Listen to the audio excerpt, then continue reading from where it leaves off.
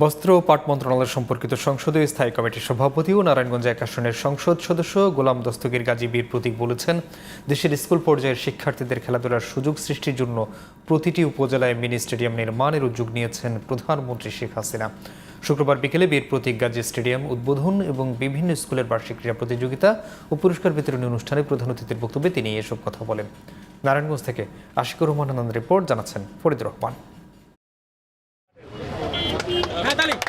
শুক্রবার বিকেলে নারায়ণগঞ্জের রূপগঞ্জ উপজেলার পূর্বগ্রাম বহুমুখী উচ্চ বিদ্যালয়, পূর্বগাঁও সরকারি প্রাথমিক বিদ্যালয় ও পূর্বগ্রাম স্পোর্টস অ্যান্ড ইয়ুথস ওয়েলফেয়ার ক্লাবের যৌথ উদ্যোগে বীর প্রতীক গাজী স্টেডিয়াম উদ্বোধন, বার্ষিক ক্রীড়া প্রতিযোগিতা ও পুরস্কার বিতরণী অনুষ্ঠান অনুষ্ঠিত হয়েছে।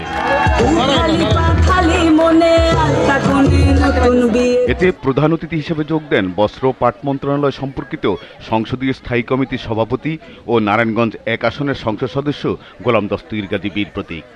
সে সময় তিনি বলেন, দেশের স্কুল পর্যায়ের শিক্ষার্থীদের খেলাধুলার সুযোগ সৃষ্টির জন্য প্রতিটি উপজেলায় মিনি স্টেডিয়াম তৈরির উদ্যোগ নিয়েছেন প্রধানমন্ত্রী শেখ হাসিনা। প্রধানমন্ত্রী শেখ হাসিনা প্রতিটি গ্রামে গ্রামে, প্রতিটি ইউনিয়নে ইউনিয়নে, প্রতিটি উপজেলায় খেলার মাঠ উপহার দিচ্ছেন। এই জন্য মাননীয় প্রধানমন্ত্রী ধন্যবাদ জানাই। অনুষ্ঠানে বিশেষ অতিথি হিসেবে যোগ দেন রূপগঞ্জ উপজেলা আওয়ামী মহিলা লীগের সভাপতি ও তারাব পৌরসভার মেয়র হাসিনা গাজী।